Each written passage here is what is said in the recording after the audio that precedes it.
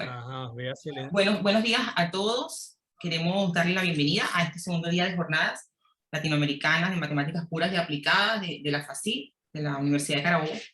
Ayer tuvimos una excelente tanda de ponencias y esperamos contar con, de igual forma, excelentes charlas el día de hoy y también la participación de todos ustedes. Agradecemos la presencia de excompañeros y profesores de la FACIT. Vamos a partir con la primera ponencia. En este caso está la candidata doctoranda, Alejandra Cáceres Rigo. Ella presenta un trabajo titulado Inmersiones y nociones de minimalidad. Alejandra trabaja o está haciendo su doctorado en la Universidad de Sao Paulo, en Brasil, y es profesora de la Universidad de Carabobo. Te escuchamos, Alejandra.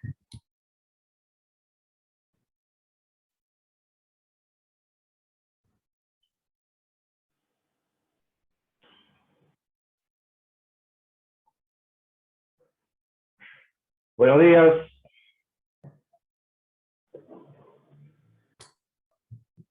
Hola, profesor, buenos días. Alejandra está Hola, silenciada. ¿cómo estás, Alejandra?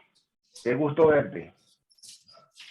Hola, profesor, ¿cómo está? Yo estaba Hola, hablando hola. aquí sola porque tenía el micrófono silenciado. ¿Cómo está? Bien, bien. ¿Y tú? Chévere. ¿Cómo está la niña? Todo bien, gracias a Dios. Grande. Sí, está grandota. Qué bien. Bueno, Bien. ¿todo el mundo ve mi pantalla? Sí. Ok. Entonces, ahora sí, voy a decir lo que yo estaba aquí hablando sola. Cualquier cosa, por favor, me avisan porque no voy a ver el chat y no, ni las cámaras. Entonces, Dora, cualquier cosa me dice, por favor, si se interrumpe la conexión o algo así. Bueno, mi nombre es Alejandra Cáceres Vigo. Gracias por la presentación, gracias por el convite, por la invitación. También me disculpan si se me sale el brasilero, yo tengo una liga de idiomas loca en la cabeza. Entonces, hoy les voy a hablar sobre inmersiones y nociones de minimalidad.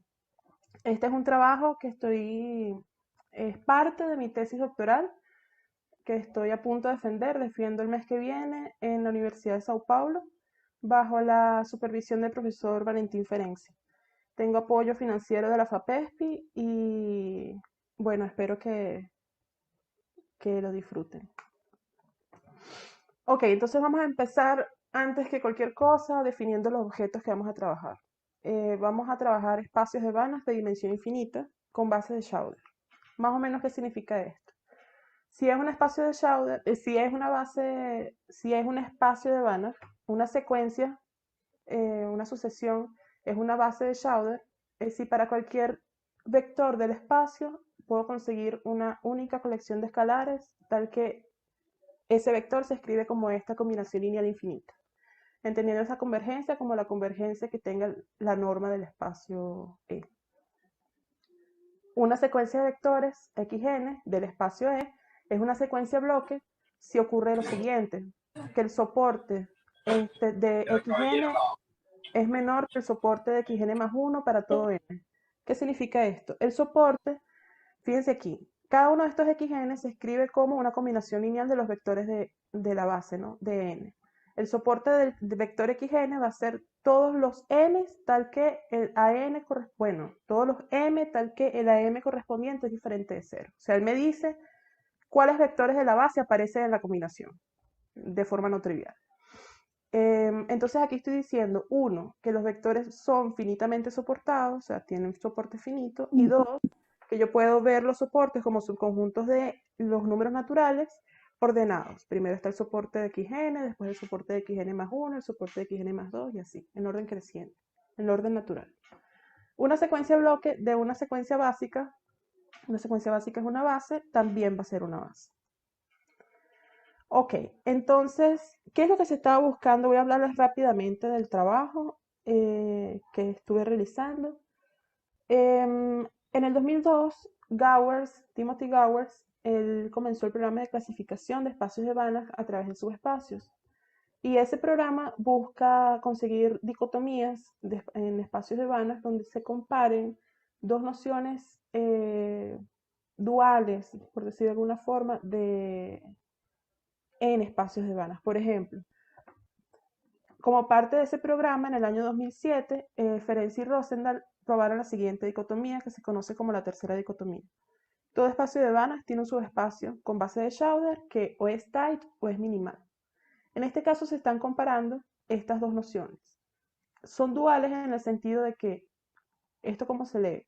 Bueno, o un subespacio de Banach tiene algún espacio que es tight, o tiene si no tiene ninguno que sea tight, entonces tiene uno minimal.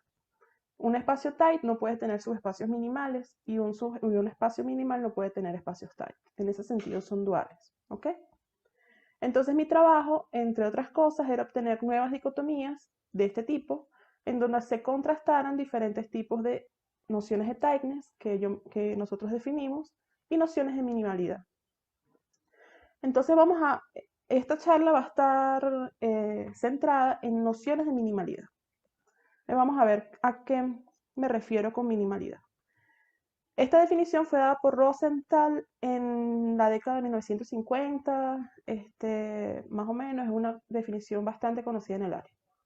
Un espacio de Banach E va a ser minimal si todo su espacio cerrado de él tiene una copia del espacio grande. Entonces, yo tengo el espacio grande de dimensión infinita, agarro un subespacio cerrado de dimensión infinita. Si dentro de ese subespacio yo puedo meter una copia del mismo E, del E grande, entonces decimos que E es minimal. Esta de acá me dice, es con respecto a la base. Entonces, una secuencia básica es spreading, si solo si esa secuencia es equivalente a todas sus subsecuencias. Ser equivalente significa que existe un isomorfismo. El isomorfismo, vamos a suponer que la subsecuencia sea E sub nk, entonces el isomorfismo dado de E sub n, de E sub k a E sub nk, eso es un isomorfismo y es como si dijera que los dos espacios en realidad son la misma cosa. Entonces, de nuevo, en este caso, ¿cuál es la noción? Tengo el espacio generado por esa secuencia básica y tengo un espacio generado por una subsecuencia y yo estoy de alguna forma metiendo el espacio grande, que es el generado por esta base, en el espacio generado por la subsecuencia. ¿Cómo? A través de un isomorfismo, el isomorfismo que les acabé de mencionar. Y esta es más reciente, esta es del año 2005, también la introdujeron Ferenczi y Rosendahl, otro Rosendahl, no este Rosenthal. Dice lo siguiente, una base, un espacio de Banach es block equivalence minimal si cualquier secuencia bloque, la que les definí en el slide anterior, tiene otra secuencia bloque que es equivalente a n. Entonces, en este caso tengo el espacio E, tengo un subespacio, esta vez el subespacio va a ser generado por una secuencia bloque, y ese subespacio tiene a su vez otra secuencia, una secuencia bloque de esa secuencia bloque que va a ser equivalente a n. Entonces, ¿qué tenemos en común en estas tres nociones? El espacio, tenemos un espacio de Banach con base, tenemos un X que es algún tipo de subespacio, en el primer caso cualquier subespacio cerrado, en el segundo un subespacio generado por una subsecuencia, en el tercero un subespacio bloque, y E, el espacio grande, se sumerge de alguna forma en el subespacio que yo tomé. ¿Cómo podemos traducir ese se sumerge en algo? ¿Se encaja de alguna forma en X? Bueno, que exista una secuencia apropiada de vectores en X que sea equivalente a la base. ¿Cuál es nuestro objetivo? Tratar de codificar en un mismo lenguaje todas estas nociones de minimalidad y otras. Entonces, ¿cómo lo vamos a hacer? Vamos a traducir algún tipo de subespacio por un subespacio que tenga una base en un conjunto que vamos a llamar conjunto de bloques. Lo vamos a definir así. Entonces, mis subespacios van a ser subespacios bloques, o sea, generados por una secuencia de bloques, con los elementos de la base en alguna cosa que voy a definir.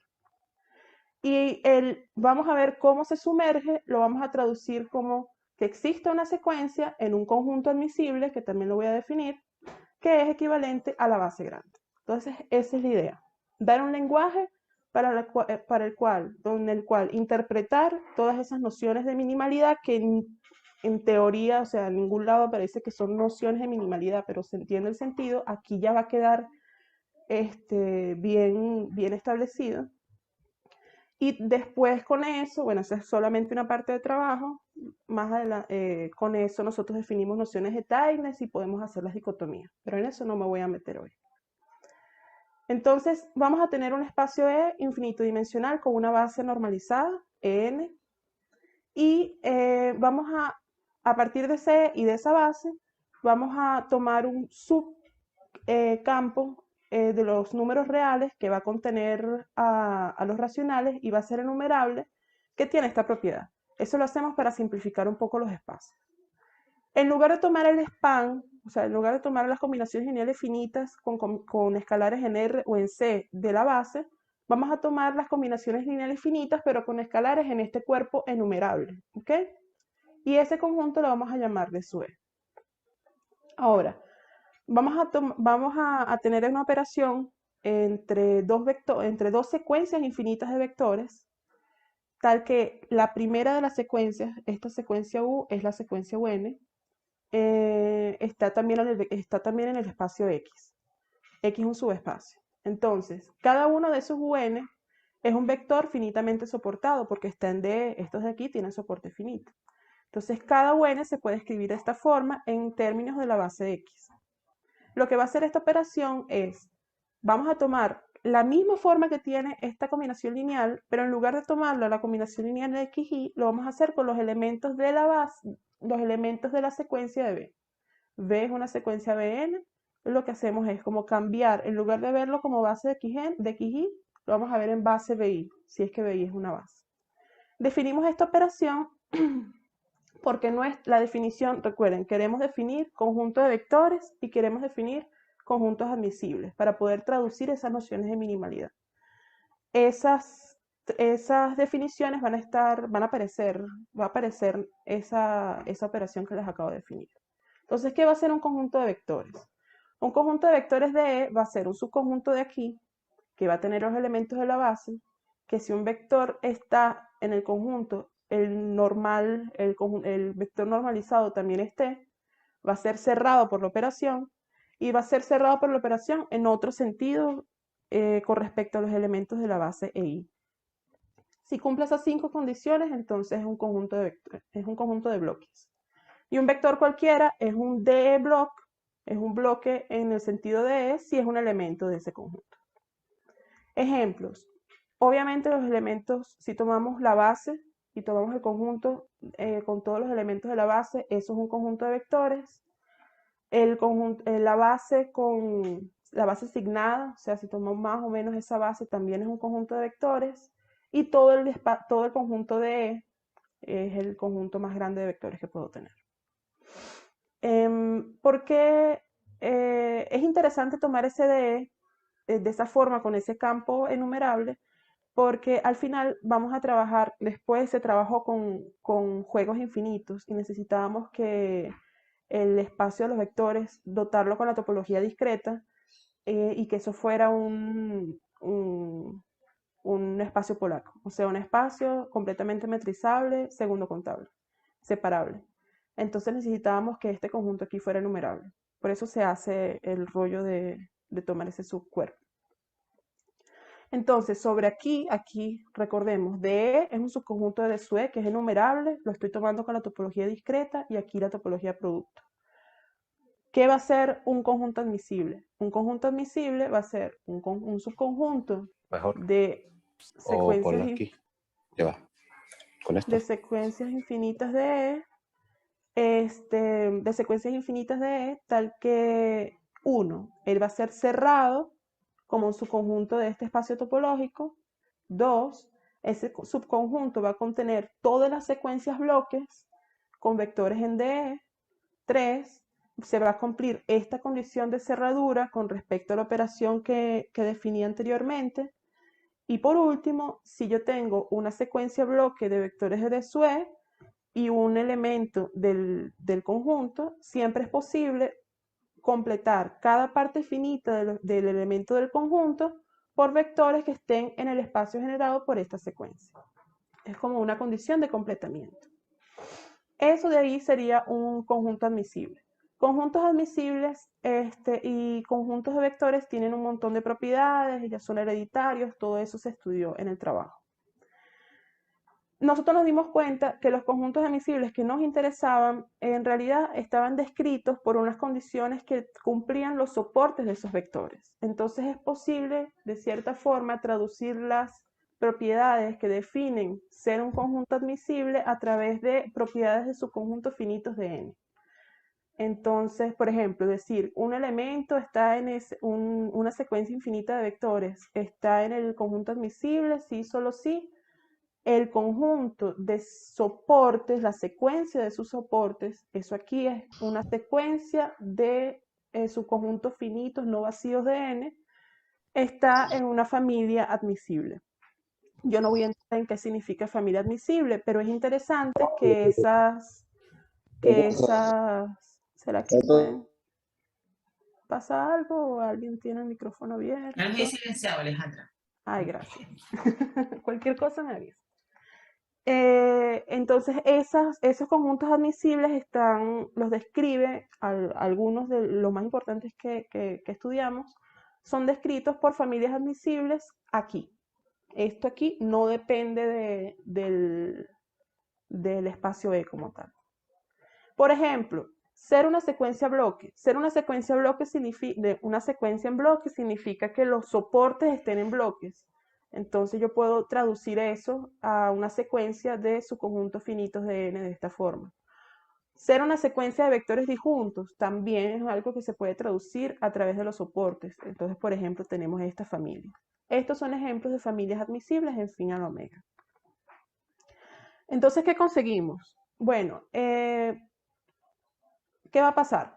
La idea era traducir nociones de minimalidad, ¿cierto?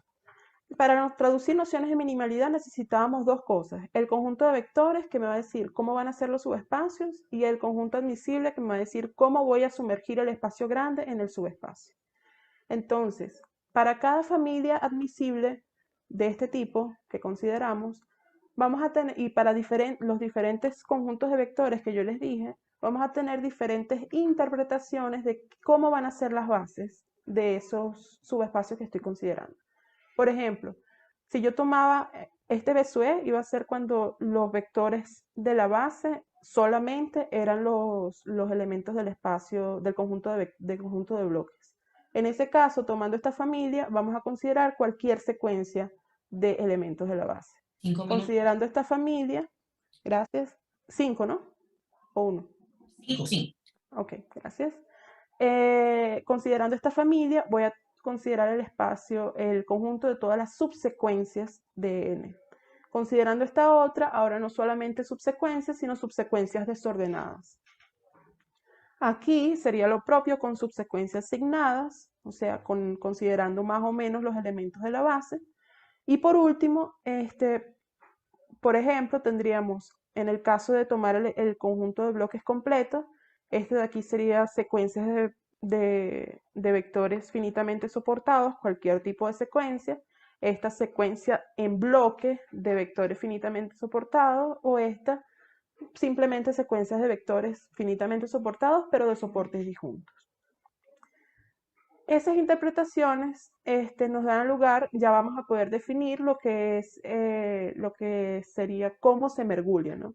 Entonces, si tengo un espacio de vanas con su base y un conjunto de bloques y un conjunto admisible, entonces digo que un espacio de vanas cualquiera con base Y se embebe en este X es un subespacio, si existe una secuencia de vectores donde en el conjunto admisible, que es lo que me va a decir cómo se está encajando, si existe una sucesión en el conjunto admisible con respecto a X, que sea equivalente a la base del espacio Y. ¿Sí? Es lo mismo, la misma noción que les definí al comienzo de la charla. Esto tiene una base, yo digo que esto entra en esto, si existe una secuencia aquí apropiada, o sea que esté en el conjunto admisible, que es equivalente a la base de Y. Entonces, esa definición de encaje nos permite, en cada uno de los casos que ya les cité, ver qué significa encajarse. Entonces, en el primer caso, si estoy tomando, aquí era una secuencia cualquiera, como el Y es una base, no tiene sentido, por ejemplo, que aquí hayan repeticiones de los elementos de la base, porque si él se encaja y es equivalente, esto aquí tiene que ser una secuencia básica.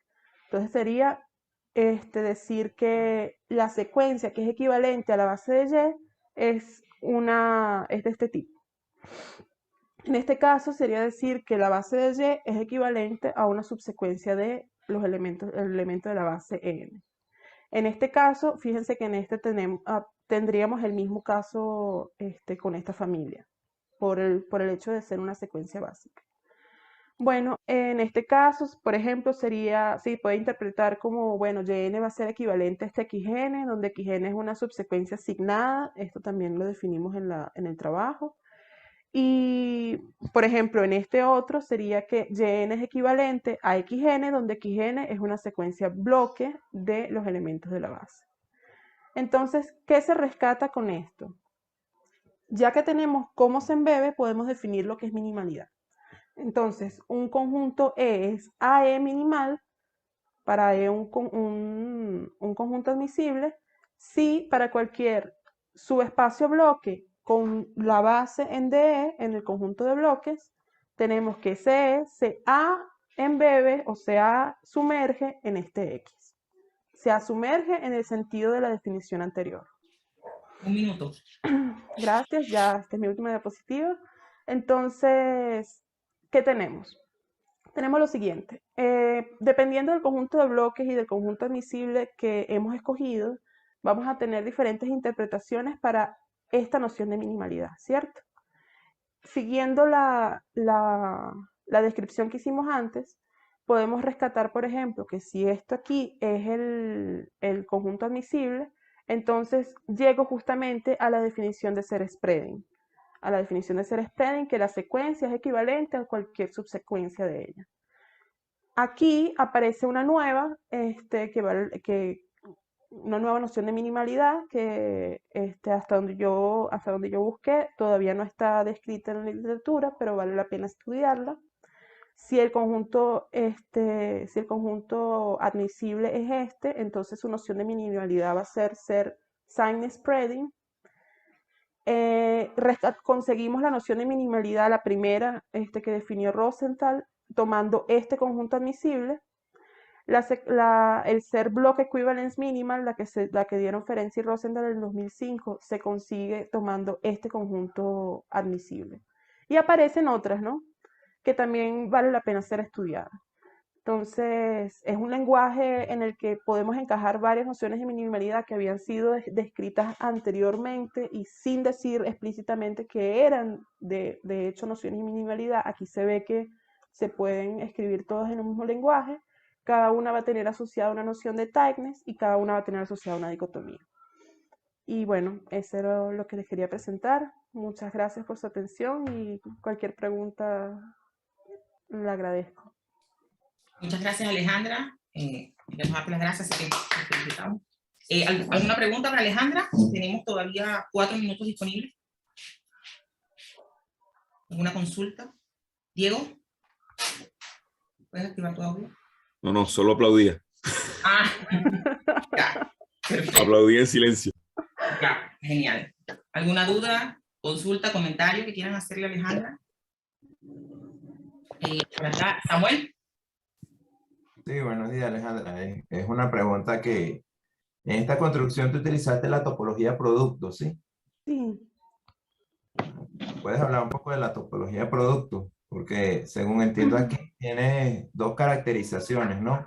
Tightening y minimal. Tightening y la otra es, no recuerdo. Minimalidad. Ajá, exactamente. Entonces estás utilizando la topología producto, ¿sí? ¿Puedes hablar un poquito de esa construcción de la topología producto? Bueno, la topología producto no se usa para las nociones, para la definición de minimalidad. De hecho, hasta lo que estamos haciendo aquí, fíjate, equivalencia, aquí estamos tomando la topología de la norma que tiene E. La topología producto se toma por ejemplo, aquí, donde yo tomo de su E el espacio, ese subconjunto de vectores enumerables, y tomo AE como un subconjunto cerrado de o sea, es simplemente tomar este como un conjunto, como un espacio discreto, ¿no? Puedes Ujú. imaginarte el mismo N con la topología discreta y después tomar ahí la topología producto. O sea, es como si fuera el espacio de Ver o el espacio de Cantor en caso de que lo Ajá, consideraras como el conjunto 0,1 con la topología discreta y después la topología producto. Esto correcto. se hace así, que puede ser una definición medio traída de los cabellos, ajá, pero ¿por qué esto aparece? Porque Mm. después uno trabaja con juegos infinitos. Ah, Entonces, ok. uno hace un juego infinito entre dos jugadores, donde un jugador, qué sé yo, toma un número natural y el segundo jugador toma un número natural y un vector. En este de Sue, al final, como el juego es infinito, el outcome de ese juego va a ser una secuencia infinita de vectores. Y tú, para trabajar esos juegos, para probar que ese juego es un juego de Gale-Stewart, para probar que él es determinado, y después en las partes de las pruebas, es muy necesario que este conjunto sea cerrado ahí. O sea, el Mm, hecho de que este conjunto sea cerrado ahí te implica que, por ejemplo, el juego es determinado. O sea, que ok. siempre o el jugador 1 va a ganar o el jugador 2 va a ganar. Pero esto ya sería, o sea, la razón en realidad viene de juegos. Ah, claro. Bien. Ah, gracias. Interesante Gracias la por la caracterización. pregunta. Muchas gracias, Samuel. Igual, Alejandra. ¿Alguna otra pregunta? Quedan un par de segundos disponibles. Bueno, si no hay ninguna otra consulta, 4 segundos.